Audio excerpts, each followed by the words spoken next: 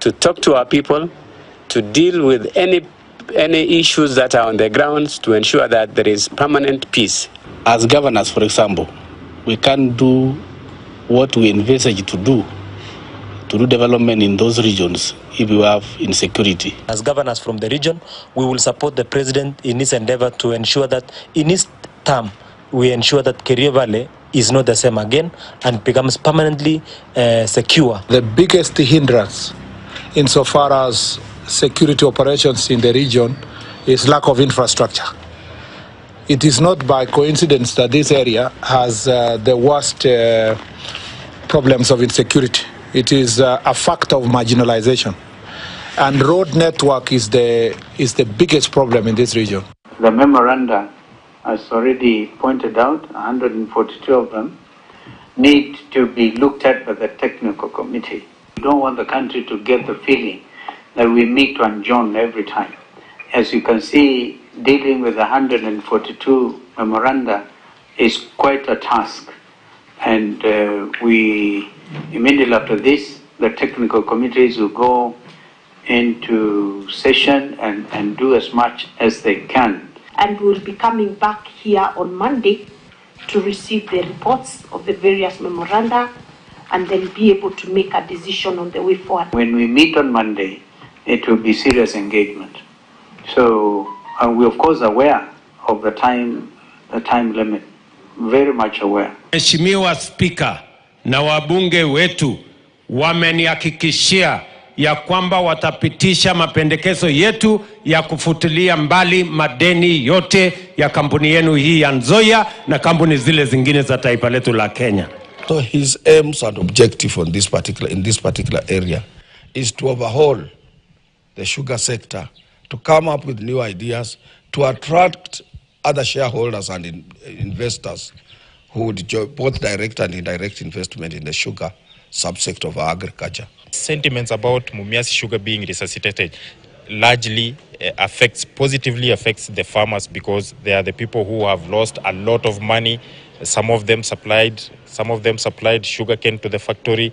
They have not been paid to debt. So in effort to resuscitate Mumias sugar, we will find that the greatest beneficiaries are the sugarcane farmers who are residents of Mumias and the larger Western Kenya. The decision to shut these factories for this period of 6 months is a very controversial decision.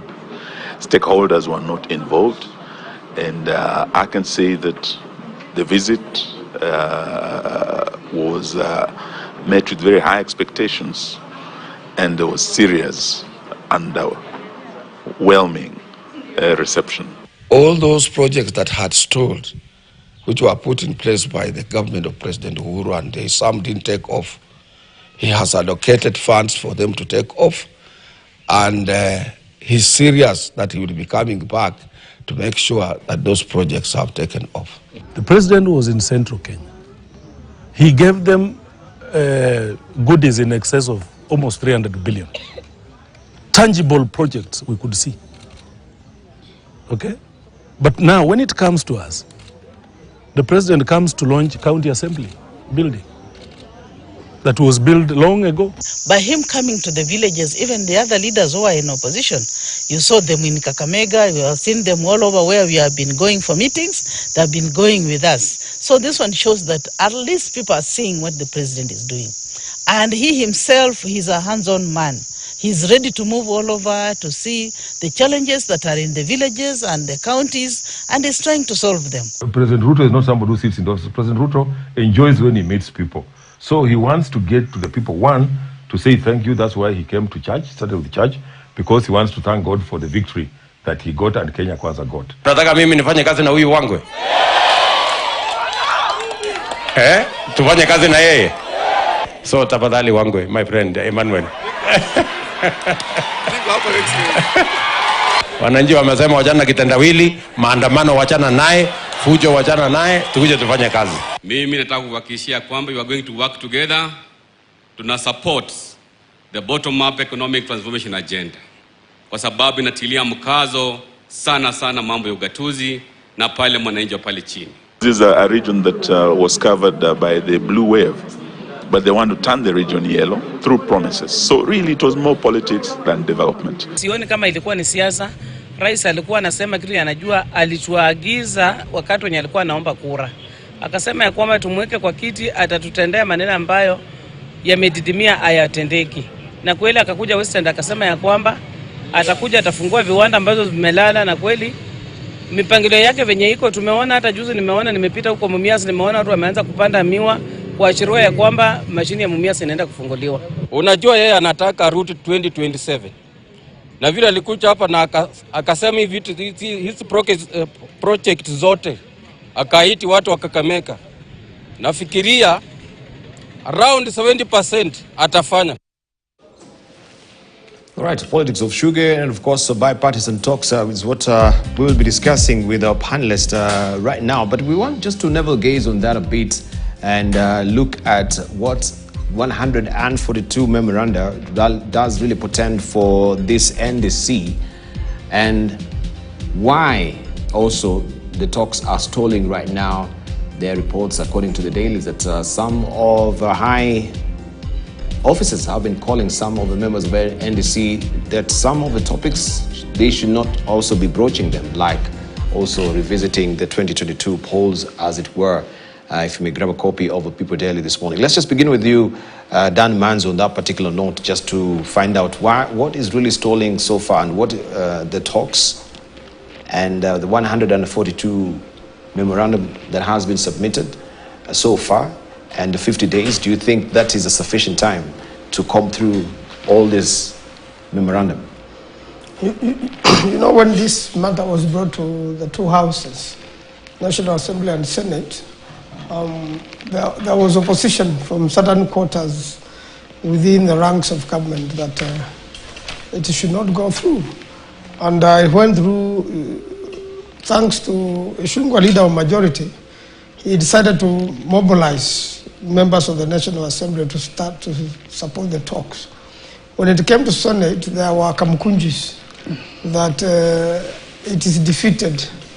You know, and this was led by Senator Matinga of Nyeri. Unfortunately for him, when we went into debate, it ended up remaining his own affair, and the motion went through. So there has been systematic resistance to these talks by certain quarters of government. And while the other part of government says, let's have talks, all material times. In fact, no people should have ever died in this process. From the first day of demonstrations, that's the day the president should have offered the leadership of opposition to have a meeting with him. But some people in government fought it very hard and claimed that certain people's businesses were going to be interfered with. I can assure Kenyans that you can have freedom of association in this country. You can have peaceful demonstrations. And unless they are disrupted, Kenyans are really peaceful. And you saw that in Eldoret. When the police did not bother the youth in Eldoret at all, the demonstrations went on peacefully. They blocked the roads a little bit. They passed their message and went home. But I can assure you, the way I know the people of Eldoret, if somebody tried to sabotage them or tried to kill them or tried to tear gas them, it would have been worse than anything else you have ever seen in the country. So I think that common sense should always prevail when it comes to demonstrations. And therefore the demonstrations, after deaths of people, of which, before these talks go on, we must know who is really to blame with these deaths. There must be at least public inquests so that each particular death is ascertained, and whoever is responsible for that death is charged in a court of law. Because it cannot be a misadventure. It is something which was well planned, and I think that matter should not go unaddressed at all. It seems to be swept under the carpet. Yet the cries of the women who lost their children, and most of the people who died were young and were even unconcerned with the demonstrations, goes very high to the good Lord.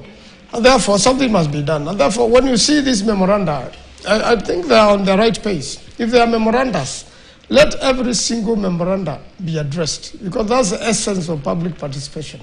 Let everybody who has written or has communicated through an email, through an affidavit, through their lawyers, through Law Society of Kenya, through whatever affiliation or organization. Let them be classified in terms of the things which are going to be discussed. And we want to say all of us have one Kenya. We want a peaceful country. There must be strong opposition in a country.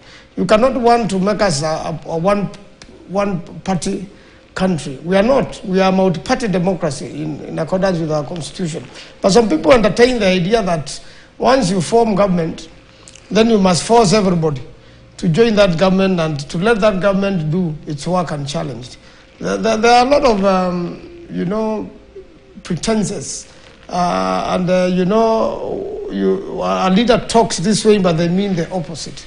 It's ridiculous for the office of the opposition to be set up by the executive, the one who is supposed to be opposed, and at the same time, you expect a strong and vibrant opposition. You want your government to be checked.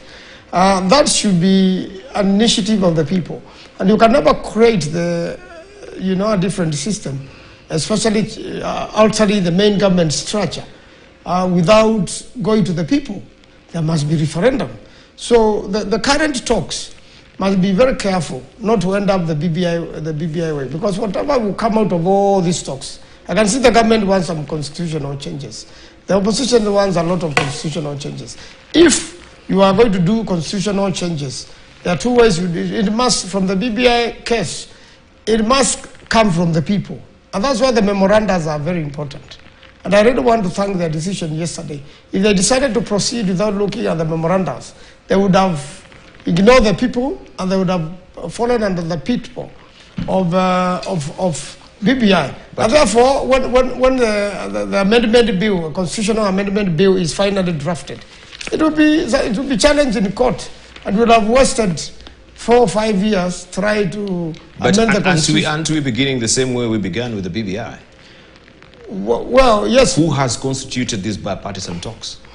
That is the biggest question in the first place. Who is the initiator of these talks? And that's why they must... No, that's why I'm asking you this question. Who is the initiator of these talks? The initiator of the talks is the leadership of political parties. Good. And who was the initiator of the BBI? The BBI was also initiated by leadership of political parties. And what did the court determine? Now, the only difference in this case... No. Before you even come, the only difference with this, when you want to say that we are collecting memorandums and we have 142 memorandums, the same template is what was used in the BBI. That now we come, it's the initiators of the two parties. We have Raila Odinga and President Uhuru Kenyatta, and we have the BBI, and then you come seeking out now public participation after you've constituted. We saw the same template. And this is what exactly is happening with the dialogue, bipartisan talks that we're having. Now we have the two, it has been initiated by the Azimio and the Kenya Kwanza. Now you're coming back to the public again, seeking out their views. Now to sort of really pull a wool over our eyes that now this is a public participation. But we can see through it. Do you think that really is a spawning ground for a challenge? Well, it is, but they have brought in the public early in the process. It doesn't matter how you bring it early or not. It is the same template. It doesn't matter how you bring them early or not. It is not a public initiative. And so I think even this will be an exercise in futility moving forward. From my own estimation, and maybe you can actually educate me on it, if it's going to be challenged in court. Because we are actually, and people have been here and they're saying, we know we are not going to change any structure of the constitution. We're going to use the legislation to actually amend the constitution, not to change the constitution through a referendum. But when we come to the issue of the official figure being in the chambers of the House, that is a structure, complete amendment of the government structure, or the parliamentary structure on how this official figure should be in the House. And that is a basic structure that was being also a bone of contention. The moment it goes that direction, then we already have the BBI template and the precedents. If we do not deviate and we do not improve on that so that there is a major change, then this is bound to fail. Right. But if we bring in the people early enough, as they have done yesterday, and let the people take control of this process, then it makes sense. If the intention of the government, which I think it is, to amend the constitution only through the two houses, And that's why they are bringing the opposition and the government together. Then it is doomed to fail. It will go to court. It will be defeated. And therefore, the best thing is to prepare for a referendum, which I know the government is not ready for. To prepare for a referendum. Yes. Dr. Nikal, are we having an we are discussing two things. One, the bipartisan talks. Let's look at its origin. We had a problem. We had the demonstrations. People died.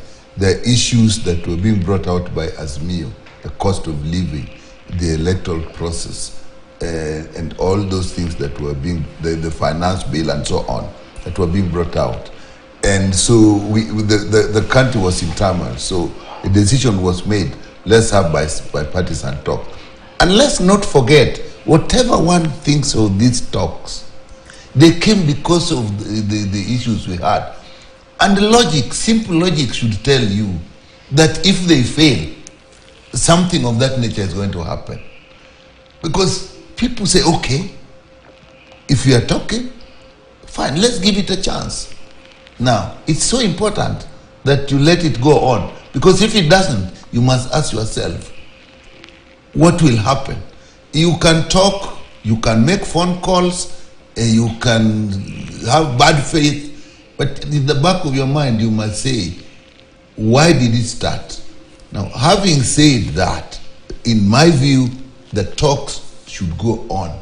The time we gave it, maybe there's an issue of the time may not be enough, but time can always be extended. If it is for the sake and for the good of the country, that should not limit us.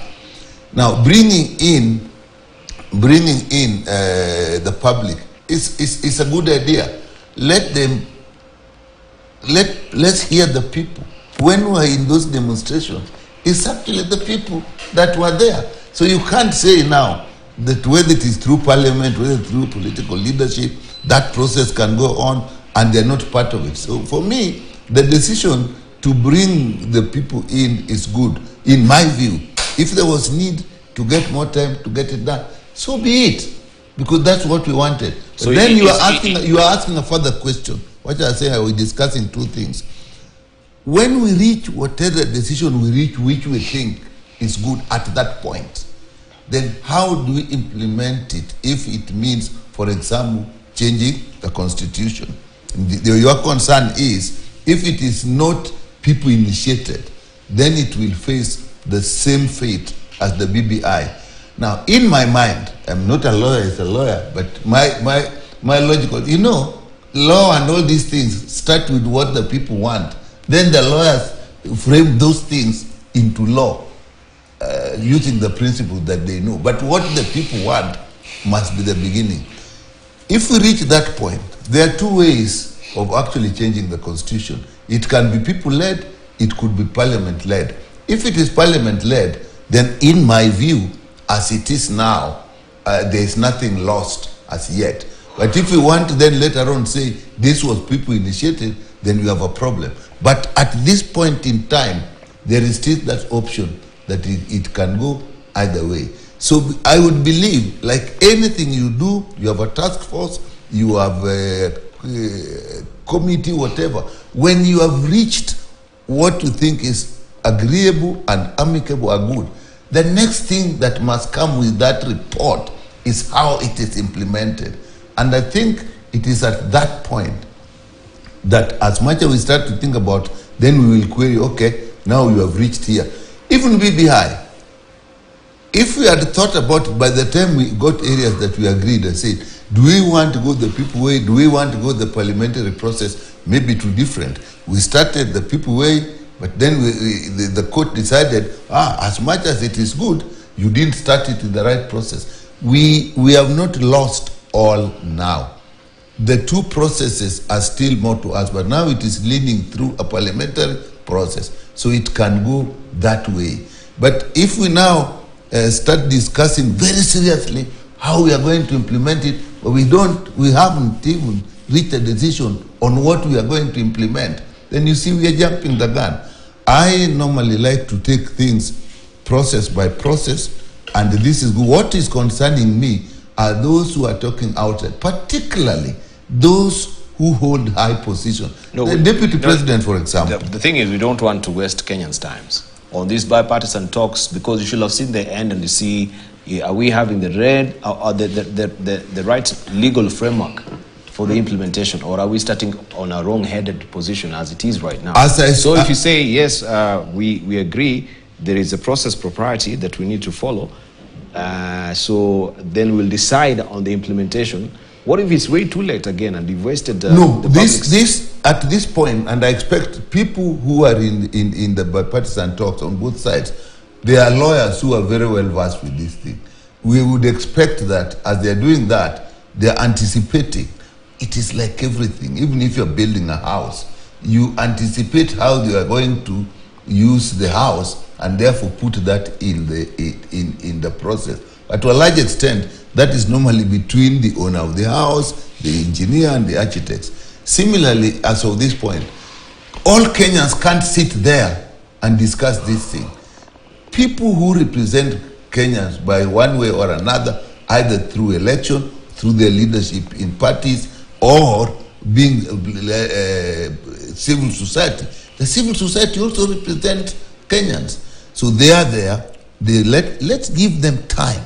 Let them agree. But as you are saying, look at which way. As for me, I can see that if you go this way and then suddenly you want to say this is people initiated, then it is bad. But if you know, and remember, bipartisan.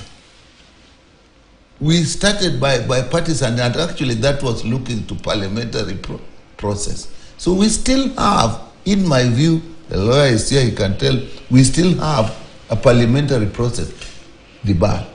What is important in life is that what you say with your mouth is in your heart and you mean it. If you don't waste people's time. So if we mean well, thank you. Whatever we reach, we shall then, using that goodwill, get a process that is legal, that can implement it to make Kenyans live in peace. Thank you. Thank you. Let's hear from Isaac Mwaura. So this is seems to be a parliamentary initiative from the go-getting. Yeah, well, I think the drafters of whatever proposal they want to make must be very creative. And if it goes the referendum way, it's not going to see light of day. This is my personal opinion. It's not the position of Kenya Kwanza government. I'm expressing myself as Isaac Mwaura so that I'm not misconstrued.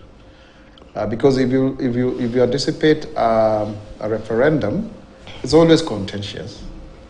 If you have 142 proposals from the public, assuming even some of them are on the same subject matter, you will end up with the BBI way, which basically became a dismembering of the Constitution.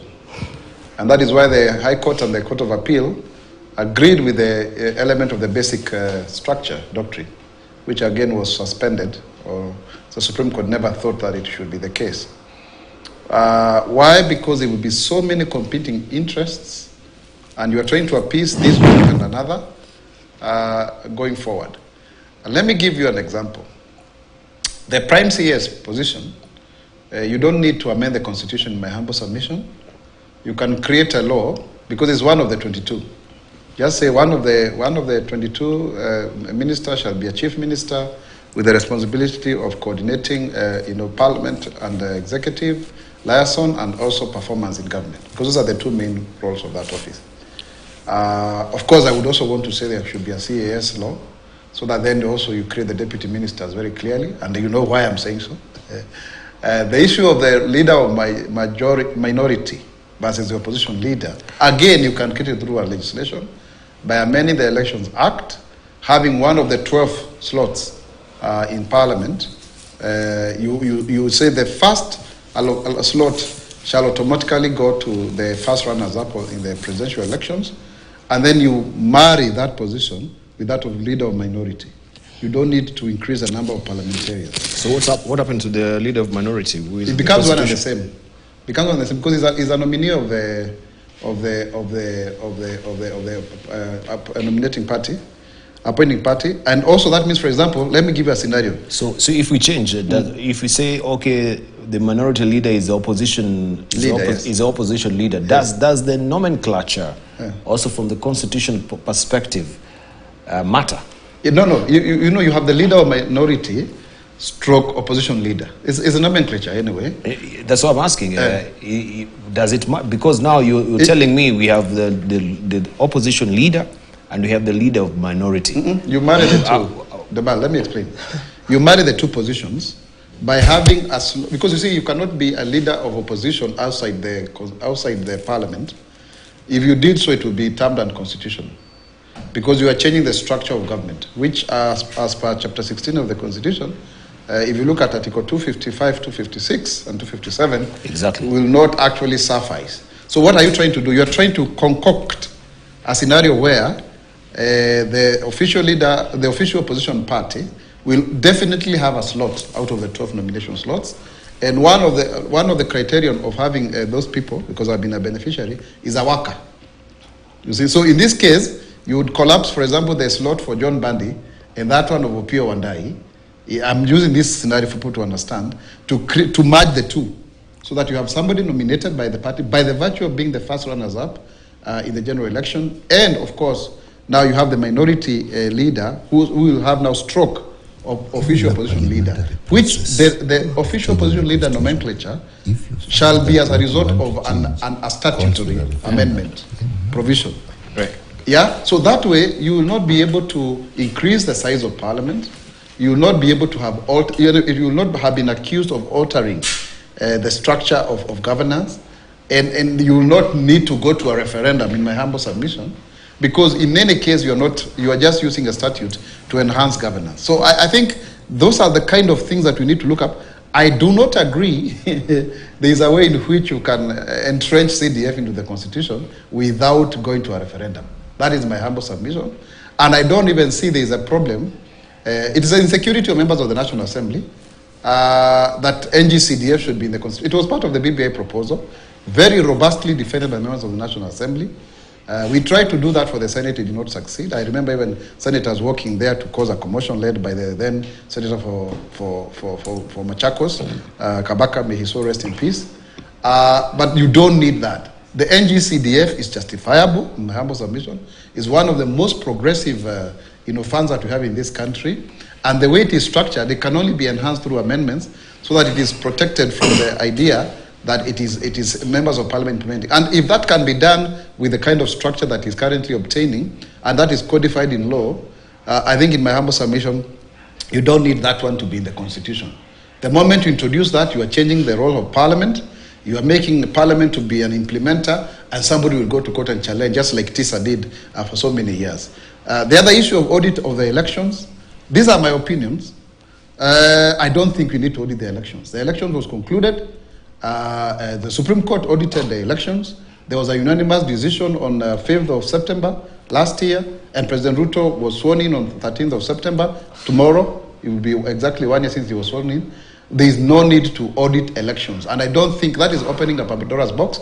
And you can see in the newspapers, they are saying very clearly that first and foremost, when the courts refused manual register, that dealt a body blow to Raila Odinga. Obviously, I was part of a campaign called Operation Linda Kura. We were aware at that point in time there were some manual ballots that were being transported in lorries. We moved around in counties, with Moses Kuria and the former MP from Bere South, Kingangi, to try to protect the vote. It was successful, and we blew the whistle. Then number two, if Azimio people did not have agents, and monies were stolen or whatever happened, and or agents were changed, were reshuffled at 2 a.m., then it is their own problem, really. I mean, nobody really chooses agents for you. So the issue of election audit, that one for me, I don't agree. The issue of IEBC reconstitution is extremely important that we do so that we follow the Kriegler recommendation that 2 years before elections, we have a new IEBC. Wafula Chebukati of 2017 was a much weaker one than the one of 2022. The 2022 one had spine, knew what he needed to do, and fully implemented the recommendations of the Supreme Court decision of 2017 that nullified the Uhuru Ruto elections. And so therefore we need to have IEBC in place. That one I agree, I concede that's a very important issue.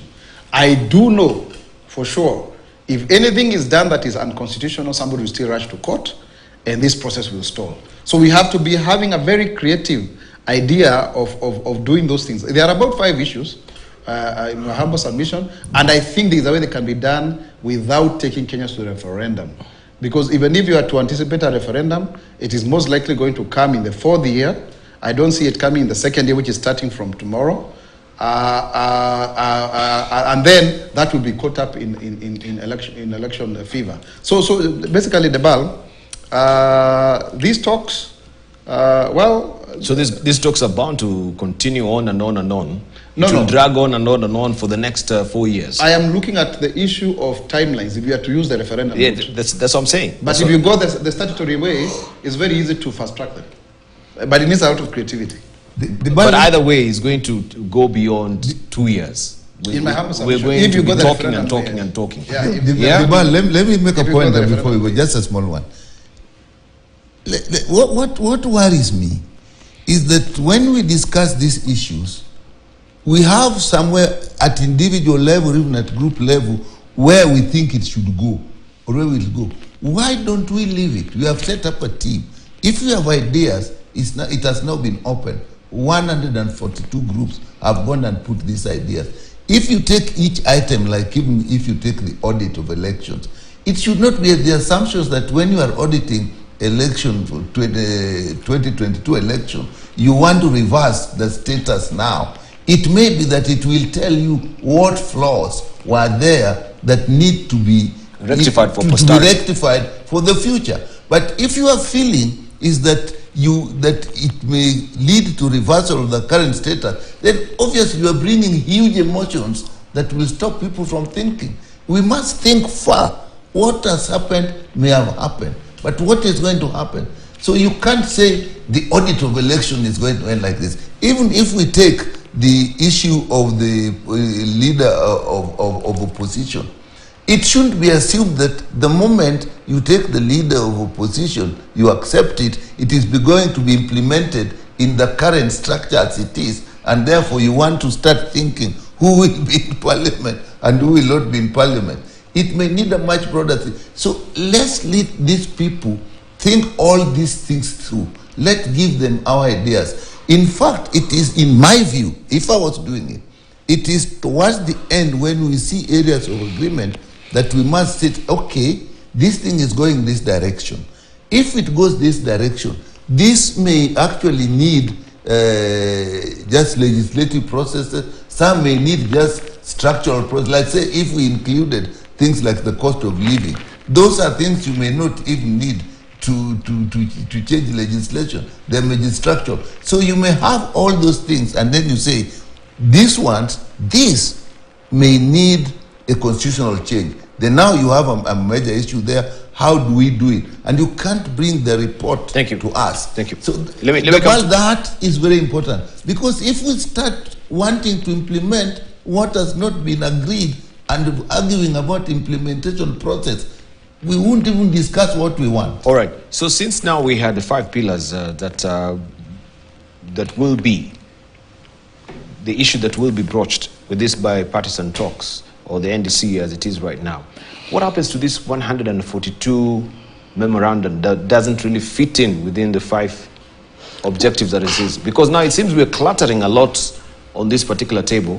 Yes, we welcome the public and they have the issues. We can see even the civil society wants now the office of the Corona to be in, the Corona General to be installed as it is. We had the National Corona Act that has not been implemented.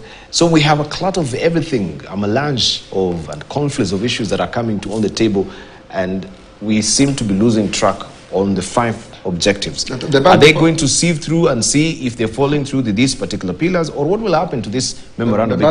Because just a moment, because we've heard from Kalonzo Musyoka saying, of course, we're not going to broach all these issues that are within the memorandum. That seems now, even if they're going to come through the 50 or 142 memorandum, some of them will not be implemented, which is just be an exercise in futility. That's what I'm asking. Is this just for the public gallery that we're collecting these views and they're not going to be implemented?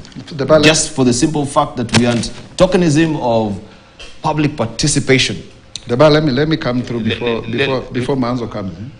Can we hear from Manzo just to be fair? Let me go first. Okay. Let me go first because there are two of them. Remember, from that side. So my friend Gladys never showed up. Yeah, Gladys in there. Actually, I saw a text. She couldn't make it. Yeah. Early in the morning, she had a meeting. You see, there is no threshold for public participation, so you can't really say that because 142 individuals or groups or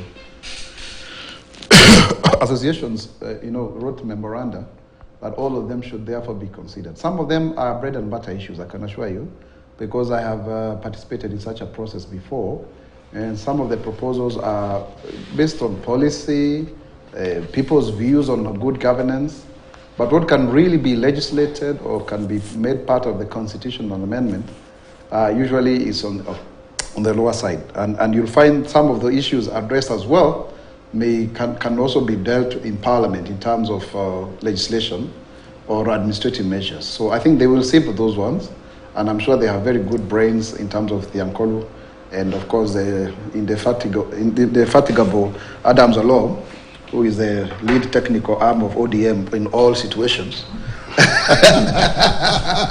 I don't know where Peter Wajade went to, but let me say this,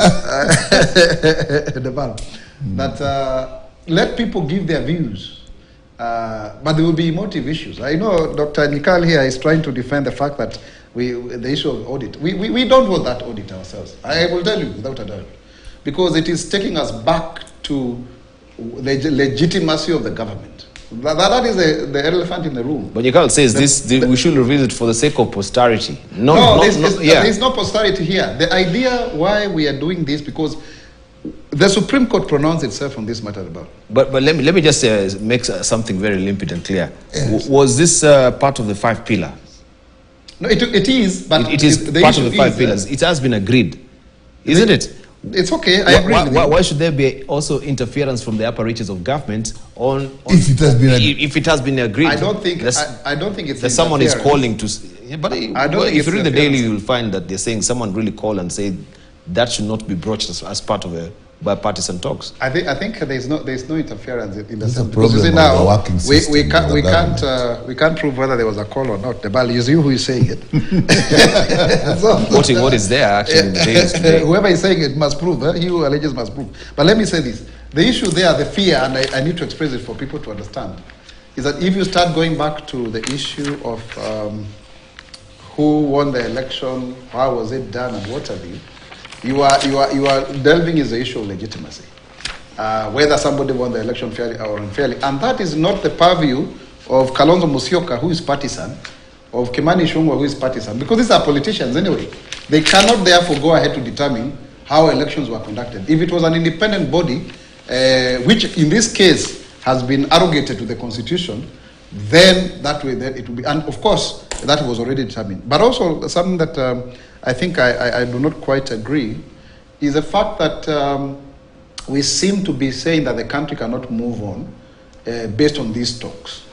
If these talks are genuine, the way they are supposed to be genuine, the idea would be that the aim of such talks would be things that are also limited to what is achievable.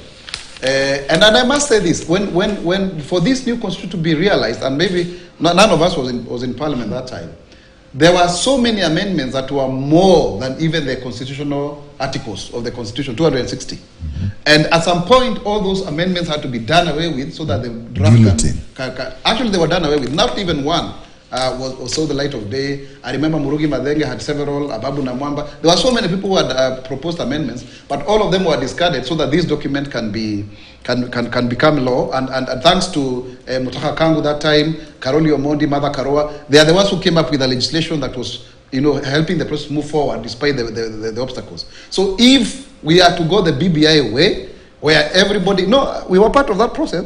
Everybody was pulling Raila Odinga and Uhuru Kenyatta on the sides. I thought that was an interlude only. But now Maura is going excessive. No, you are two of you, so I must take two portions. No, you are not taking three. The team member was failed you. So the rule of the game continues. Yeah. So let me finish. I'm just waiting up. So the referee does not give time to Arsenal if they have 10 members. One has been red carded. The rule of the game continues. Can I make a point before I am given some, I'm allocated some names that may not be palatable. So what I'm saying, if everybody pushes to their corner and they have their interests, then we will not achieve anything out of this whole process. It will be too bad. Absolutely. So we have to limit it to somewhere and also be practical so that then we achieve what we wanted. Of course, let us also agree, because now we are the Constitution has been implemented for 13, 14 years. There are some glaring oversights that can also be corrected. Right. Because I'm quoting also what is in the People Daily today when you talk about interference, because it says here that, if we just pick it up in full, we read together, it says the National Dialogue Committee, Bipartisan talk, seems to be headed for cracks after a scheduled meeting yesterday failed to take place. This is after what sources told People Daily was an explicit instruction from one of the top Kenya Kwanza leaders that they should not talk about the audit of the August 2022 polls. And People Daily has established that before 1 week recess to allow members of a team to attend the Africa Climate Summit, the negotiators had resolved to start with issue number 2, electoral justice and related matters, which is among key issues in the harmonized draft for talks. In what appears to be the beginning of a protracted battle between Kenya Kwanza and Azimio, the audit of 2022 polls is a hot potato that insiders of KK are not ready to entertain. But that's what I'm asking. You've had an agreement that will be part of the issue to be broached, and seems there's an interference from the upper reaches of government on this. So what is the way forward? You know, the battle without electoral justice, and I really want to agree with with the assertion that some people have been fighting these talks and are so scared of electoral, history and malpractices and just looking at what has happened with them. And I want to say that it is true that some people have openly fought even the idea of talks, the idea of looking again at the last elections, auditing the elections.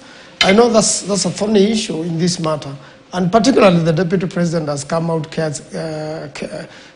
clearly say these talks are heading nowhere, and obviously differing with the President as far as the bipartisan talks are concerned.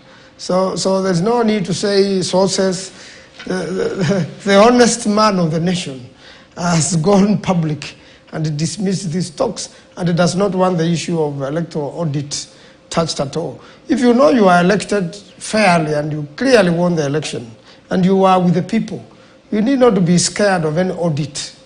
In fact, it's a way of affirming your government that there were no malpractices. It is true that the Supreme Court made its decisions, but Supreme Court is, not everyone needs to agree with them. As far as I'm concerned, the courts have been intimidated by the executive in one way or another, and sometimes they are only also human. They have to consider many things. You remember what happened last time after the annulment of presidential elections in 2017. When we went back to the polls, the Azimio side, then NASA, did not participate for obvious reasons, for lack of audit. And the issue of elections, even for the coming election and the IBC, are very key. But most important is the cost of living, which is affecting every single Kenyan, and that being the rally of Azimio. And that means a reconsideration of the Finance Act, that some amendment has to be made, especially on fuel. 8 to 16 was really high and reasonable and not carefully thought of. So if Kenyans can agree, you first lower the cost of living. Then now there are members of parliament and the MCAs who are passed on. And there is no new MP. It is really unconstitutional for there to be no representative of the people and to allow a certain section of Kenyans to suffer without a representative of it. So the IBC issue is a key issue. But very important, Debal, is that there are principles, there are constitutional principles on this. The issue of prime cabinet secretary has to be weighed even by the courts. Is it a major constitutional amendment which requires to go to the people? And that's why the matter is in court. Or is Musalia Mudavadi a ghost worker? Is he drawing money? Is he earning where he should not be earning under the constitution? That's a matter pending in court, and I'm very sure to soon be determined. Can that matter be determined within parliament or by referendum? Those are questions which and is he first among the equals? That's now the package that really comes from CS. Yes. He should get a little bit more than what is enshrined in the constitution, right? And if he is getting a little more than what actually this is a salary stipulated for the CSs, then what really justifies that from the constitution? That he is getting a preferential treatment as a prime cabinet secretary? Yeah, sometimes even arrive behind the deputy president. so that you wonder who is the boss of who. Is the prime cabinet minister above the deputy president? There are some issues there which needs to be sorted out. And therefore, it's a very funny issue, it's a very tricky issue. But the question is, what goes to referendum and what can go to the House? If they want to pass everything within the House and use those shortcuts, my very good friend Maura is advising. The Constitution has pronounced itself as to what goes to the people and what can go to the House. And we cannot break the Constitution. If we break the Constitution, the courts and the people are there to correct us. And I believe these talks should accommodate. You asked whether what happens when these memorandums go beyond the 5 which had been listed. I believe this is not cast on stone. If the memoranda proposes 1 or 2 more things Kenyans should consider, I think it's the best way forward. And the reason why now we are having bipartisan talks is because there have been demonstrations. Kenyans have expressed their displeasure on how the country is being managed. Thank you. And that there are truly serious issues which need to be looked at. The deputy president and some of the people in Kenya Kwanza decided to bury their head in the sand and said you cannot demonstrate, try to amend the constitution. I'm very happy the Honorable Ichungwa left that and went into talks. And what he was saying before the talks is not what he's saying now. And he's now coming out as an eminent Kenyan and as somebody who is above regional politics and tribal politics, and somebody now ready to become a statesman, the likes of Kalonzo Musyoka and others in that scene. So we want statesmen, people above tribes. The Kenyans are getting tired. Let me finish on this one. It can never always be Central and Rift Valley. There are also other Kenyans who can lead this nation. And some people want to hide in that cocoon of tribalism, and they believe that only them can lead Kenya. Kenyans can decide otherwise through the vote. Indeed. All right, we'll take a short break. Dr. Nyikala, allow me, it's 8 o'clock on the nose. When we circle back, of course, we'll come back with you and we talk a raft of issues.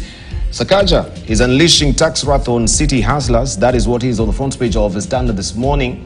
And if you leave, or it says, or do business in Nairobi, prepare for more pain, as the county government has published its tax policies, and they do not spare borders, mama mboga, motorists and traders, and the list goes on and on and on as well. And even in light of that as well, we have all Kenyans working abroad will be required to make mandatory contribution to a state welfare scheme if proposals by the Ministry of Labour are approved.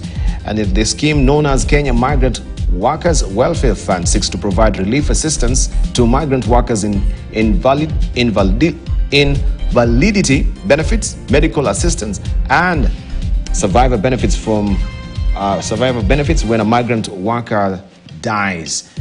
There are a lot of this welfare. We are discussing also then an unemployment insurance bill, sort of a welfare to cushion people who have been retrenched as well, that is being sponsored by Bernard Shinali, member of Parliament from Ikolomani as well. Where are we headed as a country? We'll take a short break.